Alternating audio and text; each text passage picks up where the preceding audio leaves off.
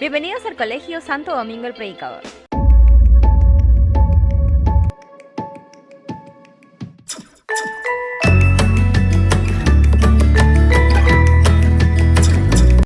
Dominguinos, bienvenidos a tu clase virtual. Para el día de hoy tenemos el tema la economía colonial, el nuevo sistema económico. La economía colonial tuvo un desarrollo constante. En cada etapa el objetivo era el mismo, obtener la mayor cantidad de riquezas en América. En el siglo XVI, estamos hablando de los años de 1500, aproximadamente hasta 1550, España obtuvo metales preciosos mediante los saqueos de templos e ídolos de las comunidades locales. Posteriormente, la obtención de oro y plata se realizó a través de la explotación de los yacimientos mineros y se complementó con actividades como el comercio y la agricultura. España era una potencia que había redefinido el sistema económico en América y en Europa.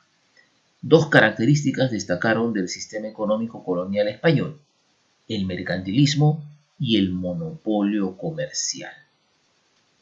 ¿Qué cosa es el mercantilismo? La riqueza del reino español se basó en la acumulación de metales preciosos, los cuales permitieron crear monedas para llenar las arcas reales de la nobleza española. De esta manera contaron con recursos fiscales para financiar sus operaciones, en particular la política española de defensa del catolicismo en Europa, así como el gasto de la corte real.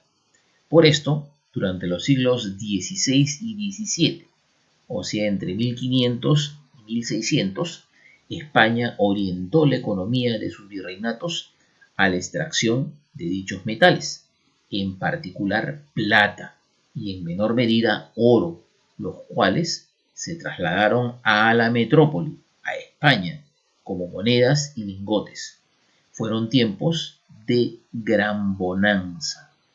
El descubrimiento de yacimientos mineros como Potosí en la actual Bolivia y Zacatecas en México significó para los españoles una enorme prosperidad que disminuyó cuando a mediados del siglo XVII la producción empezó a decaer. ¿Qué cosa era el monopolio comercial? España impuso un monopolio que le reservó los beneficios del comercio transatlántico. En consecuencia, ningún Estado europeo podía comerciar con las posesiones hispanas, sin un pago de por medio. Asimismo, los comerciantes americanos tenían la obligación de comercializar, comprar y vender en exclusiva con España. Esto benefició tremendamente a la corona. A partir de 1543 se creó el Consulado de Sevilla, o gremio de comerciantes, el cual centralizó todo el tráfico entre España y América. Lo curioso fue que gran parte de las ganancias de ese comercio terminaron en las alforjas de los mercaderes genoveses y los acreedores de la corona, porque España tenía grandes deudas con ellos.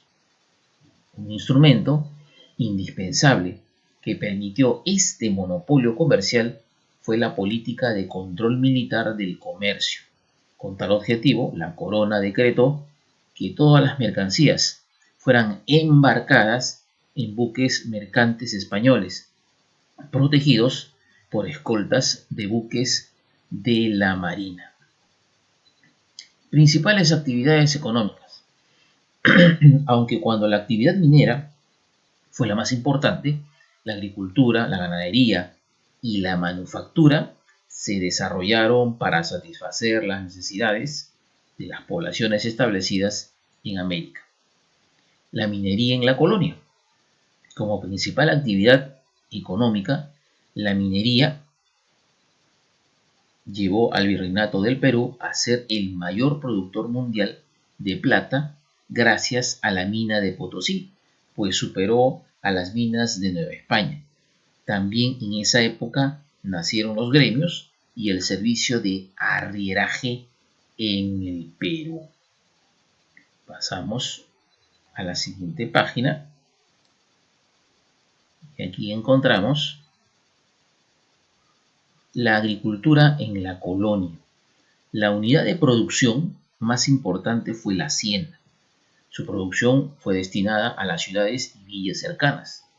En el centro y el sur andino, el auge de las haciendas estuvo vinculado a las minas, por lo que los valles próximos a los centros mineros se especializaron en la producción de maíz, trigo, coca y algodón. Estos productos abastecieron a la población del centro minero. La ganadería en la colonia.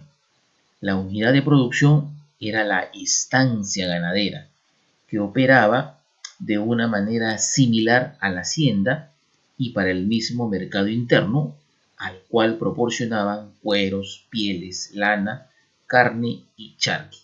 Desde luego, en las regiones indígenas apartadas, las comunidades continuaron su práctica de pastoreo ancestral, llamas y alpacas. Los impuestos en la colonia. En el Virreinato del Perú, todas las actividades económicas poseían un impuesto o gravamen. Ahí tenemos entonces este cuadro donde podemos apreciar los diversos impuestos.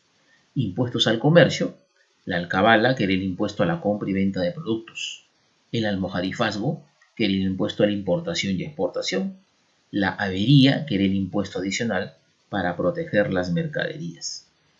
También habían regalías, en este caso derechos exclusivos del rey, el llamado quinto real, derecho del rey a percibir el 20% de los metales, el diezmo, impuesto del 10% sobre la plata labrada, y la composición de tierras, que era el pago de poseedores de tierras.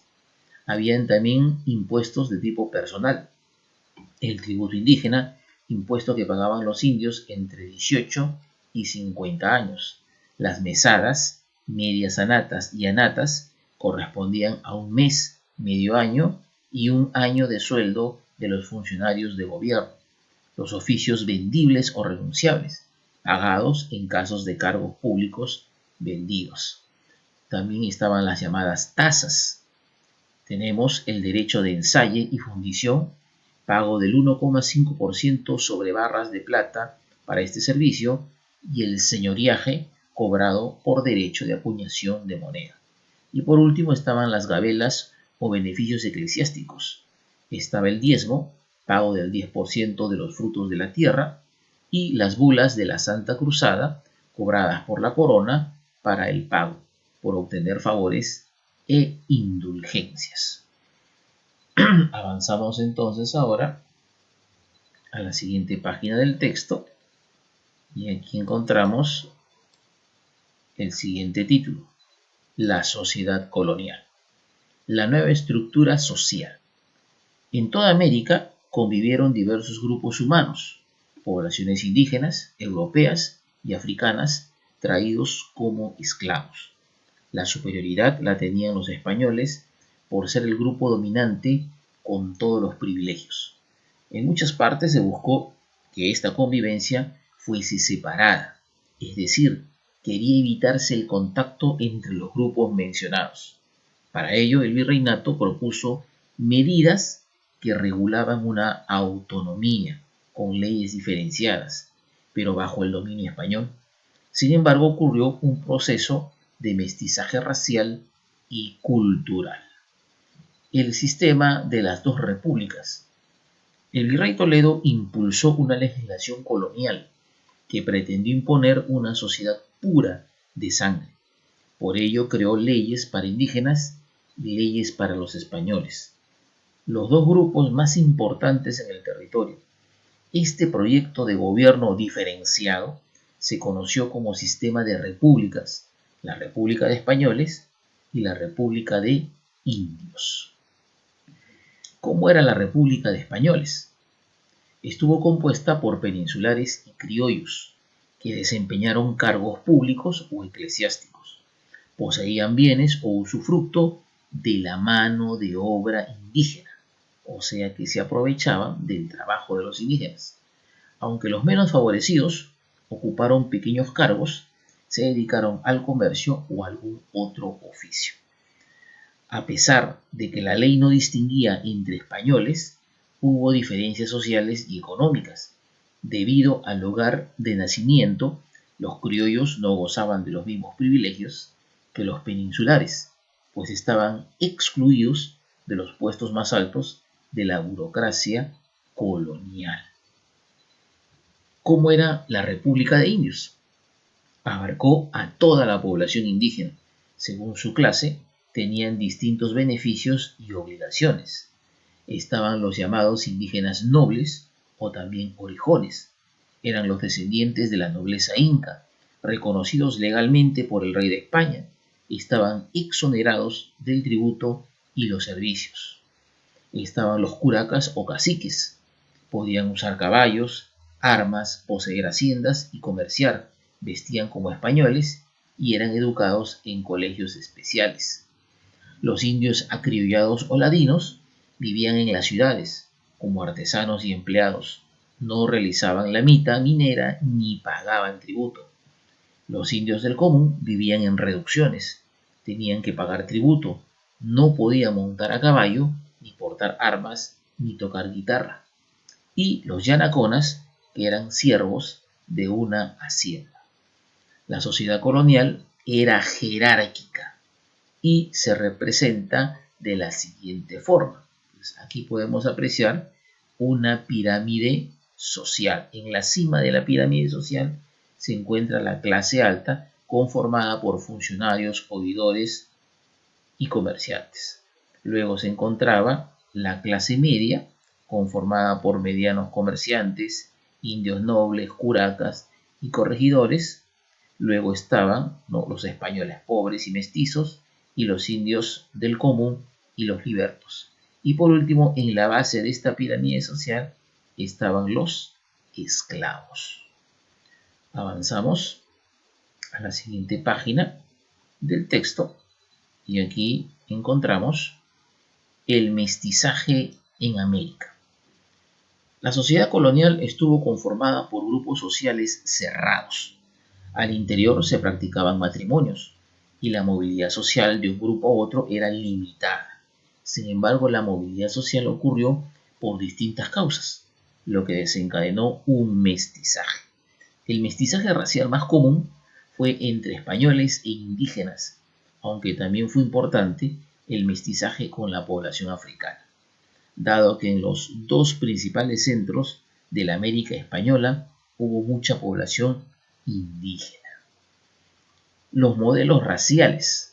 La gran variedad de mezclas que se produjo a partir de los principales grupos raciales implicó identificarlos mediante categorías o modelos. El hijo de un español y un indígena era el mestizo. El hijo de un español y una negra, el mulato. El hijo de un mestizo con un indígena, el cholo. El hijo de un mulato con un indígena, el chino. El hijo de un negro con una mulata, el sambo. Los mestizos no estuvieron contemplados en la legislación colonial. Algunos fueron incorporados al mundo de la República de Españoles porque fueron reconocidos por sus padres y gracias a ellos recibieron una educación y pudieron acceder a la herencia. Sin embargo, hubo otro grupo que fue asociado a la República de Indios y muchos de ellos permanecieron con su familia materna. Otra forma de mestizaje fue el cultural o de aculturación. Un ejemplo de este tipo de mestizaje fueron los curacas, que emplearon indumentaria indígena, pero recibían educación española. En cuanto a la población africana, en el Perú, los esclavos africanos llegaron junto con los conquistadores. Participaron como sirvientes o auxiliares en las acciones militares. Los esclavos no pudieron suplir a los indios en los trabajos de la sierra ni en la minería. En cambio, su presencia en la costa fue mayoritaria, sobre todo en las haciendas azucareras y algodoneras. La población africana ocupó la última posición en la sociedad colonial.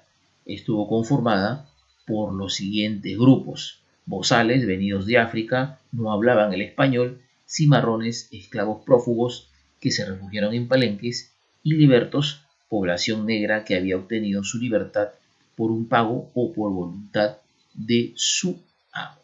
Muy bien, dominguinos, hasta aquí entonces tu clase por el día de hoy. Gracias.